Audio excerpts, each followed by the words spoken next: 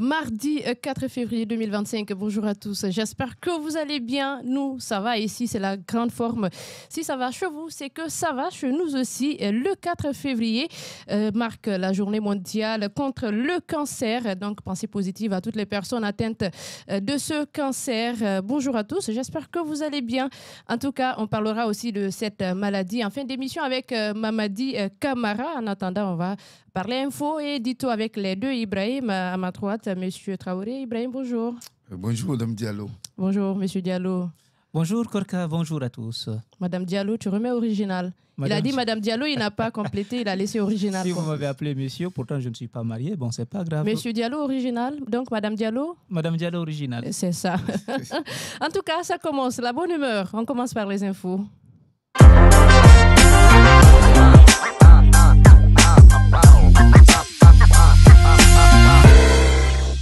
On ouvre par cette information, Ibrahim Assouri Diallo, des ouvriers de Koloma en grève. Ils coupent nos salaires en deux. Alors, plus de 2000 ouvriers travaillant sur le chantier de la cité administrative de Guinée à Koloma ont débrayé lundi 3 février. Ils réclament une augmentation de salaire, mais aussi la suppression du système de sous-traitance armé de pancartes sur lesquelles c'est écrit « Nous travaillons trop, l'argent est insuffisant, non à la sous-traitance ». Les grévistes dénoncent leurs conditions de traitement. Autre facette de l'actualité à l'intérieur du pays, Sigiri, une petite fille battue à mort par sa tante. Les faits se sont produits à Kintignan, une sous-préfecture située à une trentaine de kilomètres de la préfecture de Sigiri. Tenan Kamara, âgé de 12 ans, a été frappé à mort par sa tante qui serait sa maman adoptive. Le corps de la victime a été retrouvé dans la chambre de cette dernière dans la matinée du lundi 3 février. Accusée d'être l'auteur de ce meurtre, sa tante Ma Kamara a été conduite à la gendarmerie de Kintignan. En Côte d'Ivoire, reprise du procès en appel de l'attentat de Grand Bassam. Reporté sine die dès son ouverture en mai dernier en raison de l'absence d'avocats pour les accusés. Le procès en appel des auteurs de l'attentat de Grand Bassam s'est finalement ouvert lundi 3 février à Abidjan. En première instance, 4 des 10 personnes condamnées à la perpétuité pour complicité d'assassinat et actes de terrorisme avaient décidé de contester cette décision revendiquée par ACMI. L'attaque perpétrée en mars 2016 avait fait 19 morts et 33 blessés.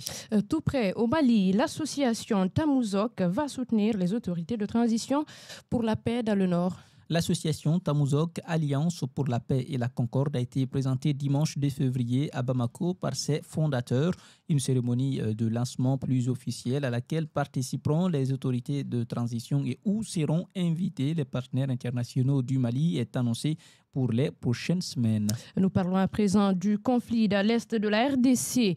Le Kenya annonce un sommet conjoint de l'EAC et de la SADC samedi en Tanzanie. Dans un communiqué rendu public lundi, le Kenya, qui assure actuellement la présidence de la communauté des États d'Afrique de l'Est, EAC, a annoncé la tenue d'un sommet conjoint avec la communauté de développement de l'Afrique australe, SADC, vendredi 7 et samedi 8 février à Dar es Salaam en Tanzanie. Il précise aussi que les présidents rwandais et congolais Paul Kagame et Félix Tshisekedi y prendront part. Ukraine, la photo d'un soldat ukrainien décapité choque. Kiev ouvre une enquête. La photo a fait le tour des réseaux sociaux russes et ukrainiens et une nouvelle fois, elle choque à Kiev. Elle montre un soldat russe tenant entre ses mains la tête décapitée d'un soldat ukrainien qui l'aurait décapité. Kiev annonce avoir déjà ouvert une enquête. Enfin, guerre commerciale. La Chine réplique aux droits de douane américains. La Chine a annoncé ce mardi qu'elle imposerait des droits de douane sur plusieurs produits américains, notamment sur les importations de charbon et de gaz naturel liquéfié. Une réponse à l'entrée en vigueur d'une augmentation de 10% des droits de douane américains sur l'ensemble des produits importés de Chine. Merci à vous, Ibrahim Assouri Diallo, à retrouver à 10h dans l'émission À vous l'antenne, l'émission interactive qui vous permet de donner votre avis sur l'actualité sociopolitique du pays. Maintenant, l'édito.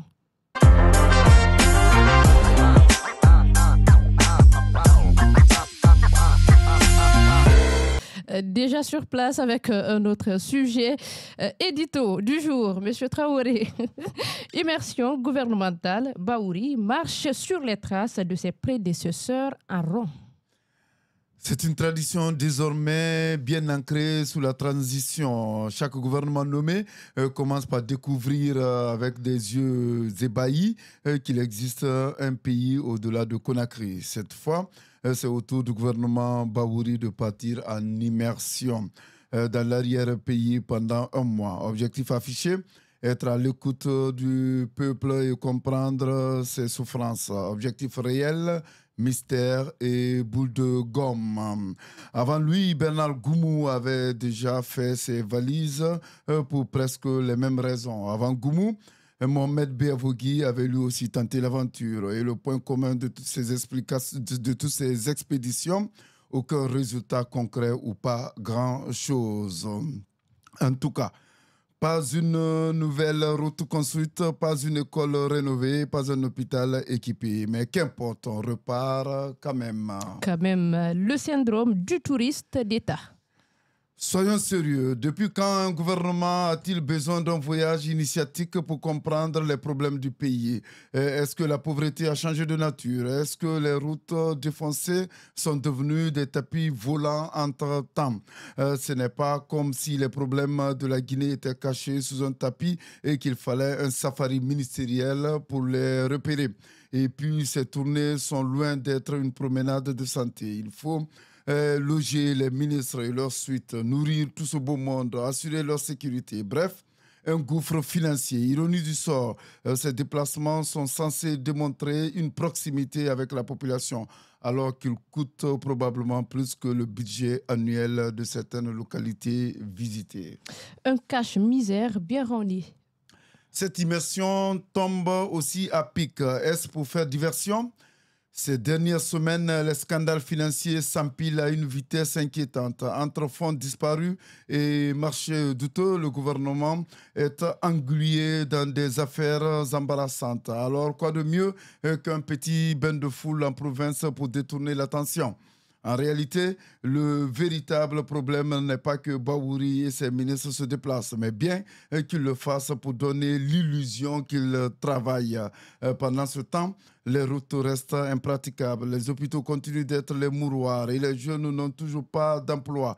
Mais au moins, on verra quelques photos de ministres sapés comme jamais, comme le dit l'artiste, et comme eux savent le faire, distribuant des sourires à la population. Finalement, à quoi sert cette énième tournée gouvernementale? À montrer que l'État est conscient des souffrances du peuple, à faire croire que quelque chose va changer, à tester la patience des Guinéens. À cette allure, la seule chose dont on peut être sûr, c'est qu'après Bawouri, son successeur fera exactement la même chose et la Guinée continuera à tourner en rond.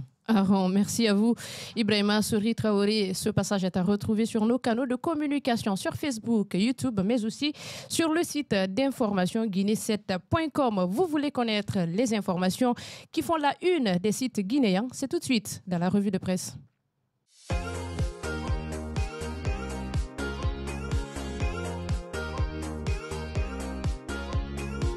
Guinée 7 Guességué, c'est un plaisir de vous retrouver. Bienvenue dans À vous l'antenne, émission qui vous parvient du lundi au mercredi à partir de 10h. Vous suivez l'émission qu'on appelle Des gens qui bougent, l'émission qui vous balise le chemin de la réussite. Alors si vous voulez réussir, c'est le rendez-vous à retenir désormais. Et chaque lundi, nous avons un rendez-vous pour parler de notre passion sans passion. C'est dans cette émission Passion Sport.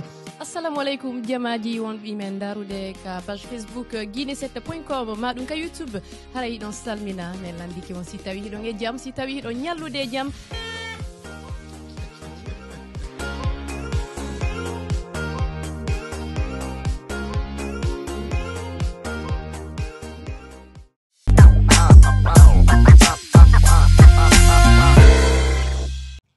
Allez, c'est reparti sur ce plateau. Ben Daouda Sila, Mamadi Kamara, Tcherno Abdoul. Je commence par ma droite. Bonjour. Bonjour madame, bonjour à tous. On revient tout à l'heure avec vous pour parler sport, mais avant, avec Mamadi Kamara, bonjour pour la revue. Bonjour Korka, bonjour à tous. CRIEF, on parle ce matin de Dr Ousmane Kaba qui exige plus de respect à son égard. Et justement, on s'intéresse tout de suite à la une de ce quotidien guinée7.com qui écrit CRIEF, le procès impliquant Dr Ousmane Kaba se suspendu et ses avocats exigent un peu plus de courtoisie. Pour nous informer, le site mosaïguinée.com écrit dans ses colonnes, écrit écart de langage entre Dr Ousmane Kaba et l'avocat Tenenke Touré, l'audience suspendue. On poursuit avec ce journal qu'on appelle africaguinée.com qui écrit Dr Ousmane Kaba se fâche à la barre et arrêtez, je ne suis pas votre enfant.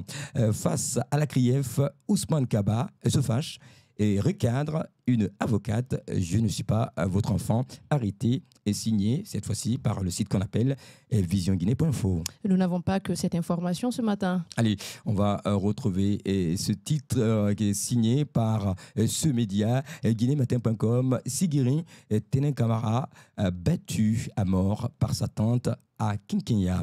On termine avec ce titre signé par le site guinée360.com qui nous dit Baouri et ceux qui ont participé aux élections de 2020 se sont suicidés politiquement. Merci à vous. Vous restez sur place. On parle sport.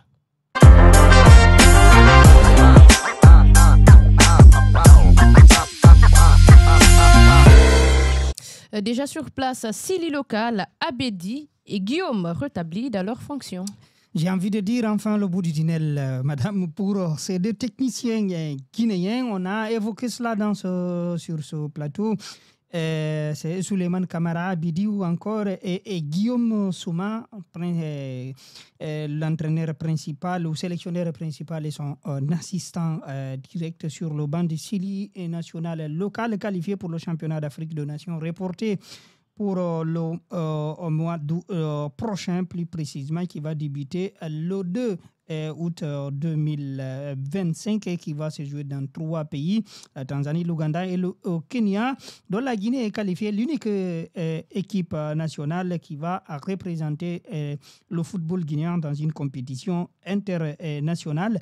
Ils étaient limogés pour faute de diplôme, comme évoqué par la Fédération guinéenne de football, mais il se trouve que cette décision,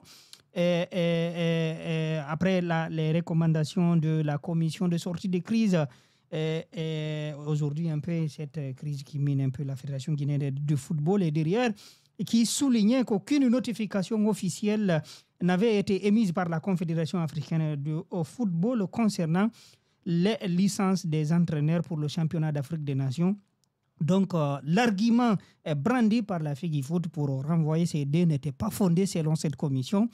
Et c'est ce qui aurait amené la fédération à revoir cette position et rétablir, j'y arrive, ces deux techniciens dans leurs fonctions pour leur permettre de continuer l'aventure avec l'équipe nationale à partir du mois d'août prochain. Alors après ce rétablissement, nous parlons de l'Olympique de Marseille. C'est fait pour Benasser. Effectivement, le joli coup de l'Olympique de Marseille pour terminer son mercato d'hiver à la recherche d'un renfort dans l'entrejeu pour compenser le départ d'Ismaël Koné parti à Rennes. Le club phocéen a réussi à mettre la main sur le milieu de terrain de l'AC Milan. Ismaïl Benasser, âgé de 27 ans, mais qui n'a disputé que 6 matchs cette saison en Serie A avec les Rossoneri, déjà convoité l'été dernier, mais qui n'avait pas pu rallier l'équipe de Marseille, l'international algérien. J'y arrive, madame, rejoint officiellement l'Olympique de Marseille dans le cadre d'un prêt payant estimé à hauteur d'1 million d'euros avec une option d'achat fixée à 15 millions d'euros, bonus compris au terme de l'accord avec comme je le disais, l'ancien joueur d'Arsenal se trouve déjà attendu sur la Canebière. C'est ce mardi plus précisément pour continuer son aventure ou entamer son aventure avec l'équipe de Marseille. Alors, pour terminer, on parle de basketball. LeBron James et Donovan, joueurs de la semaine en NBA. Et ça vous dit, je vous vois continuer avec votre sourire. Les années passent, mais LeBron James reste une valeur sûre de la NBA. À hauteur de ses 40 ans, le joueur de Lakers a été désigné meilleur joueur de la conférence Ouest lors de la 15e semaine de la saison régulière de la NBA avec 3 victoires et une seule défaite avec une moyenne de 27,5 points pour le King, appelé comme ça. C'est LeBron James dans la conférence Est, contrairement à l'Ouest, là où règne LeBron James. C'est Donovan Mitchell, âgé de 28 ans aujourd'hui, son petit frère de loin, des Cavaliers, qui est honoré avec une moyenne, cette fois-ci, de ce dernier, de 22,8 points. Donc, au-dessus de LeBron. Les Cavs finissent la semaine invaincus avec 4 victoires, j'allais dire, et Caracol en tête de la conférence Est. Donc, c'est les deux qui continuent. Les informations sportives présentées par Thierno Abdoul Barry. Merci, vous restez sur place. Nous parlons info culturelle.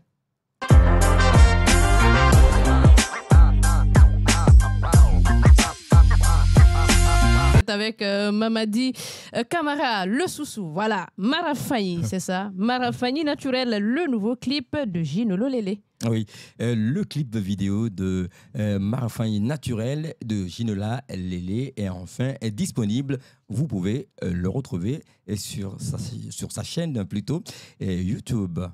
Alors, Bouba Mengue, je n'ai jamais pris parti pour un groupe. Allez, Bouba, il le dit haut et fort, Bouba Mengue, je n'ai jamais pris parti pour un groupe, que ce soit le FNDC ou l'UFDG. Alors, pour terminer, le journaliste culturel sort son tout premier single. Ça, c'est qui? On s'y attendait pas. Personne ne connaissait Mohamed Albé Bangora dans le paysage musical en tant qu'artiste. Chanteur, contre toute attente, ce journaliste culturel guinéen a débarqué dans la semaine dernière avec un single baptisé Dari pour une première expérience pour ce multitalent. Multitalent. Dari, c'est ça le titre? Dari, oui. C'est l'habitude, habituer quelqu'un, voilà. Dari, c'est en quelle langue? C'est un soussou. Dari. Oui. Ah, Dari. d'accord. Ouais, on a l'habitude, comme toi et moi, chaque matin, pour... de se voir sur ce plateau, voilà. Ouais. On vous garde pour parler éphéméride.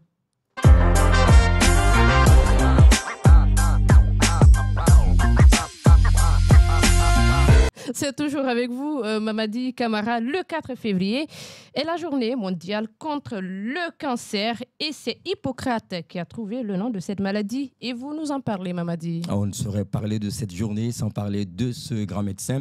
Le médecin Hippocrate a attribué à cette maladie qui tue 10 millions de personnes dans le monde chaque année son premier nom, comme chaque année, le 4 février. Et la journée mondiale contre le cancer. Cette journée mondiale contre le cancer est un événement annuel lancé par l'Union internationale contre le cancer en collaboration avec l'OMS et qui invite les citoyens, et les organisations et les institutions également gouvernementales du monde entier à unir leurs efforts pour lutter contre l'épidémie mondiale du cancer. Cette année, la campagne vise tout particulièrement à améliorer les connaissances générales de la population sur le cancer et à battre en brèche les idées fausses à propos de cette maladie. On souhaite très bonne santé à tous qui nous suivent si vous souffrez d'un cancer. Justement, en tout cas, pensée positive à toutes les personnes atteintes du cancer et prompt rétablissement. Ça n'est fini pour aujourd'hui encore. Dans l'espoir de vous retrouver demain et de retrouver tous qui nous suivent sur guinécet.com. C'est ça, Monsieur Barry, à demain. Le même devoir. Allez, ça n'est fini pour ce matin, mais vous aurez Ibrahima Souri Diallo à partir de 10h dans l'émission interactive. À vous l'antenne. Était à la régie Abdulaziz Traoré et Germaine Yami. Prenez soin de vous, bye bye.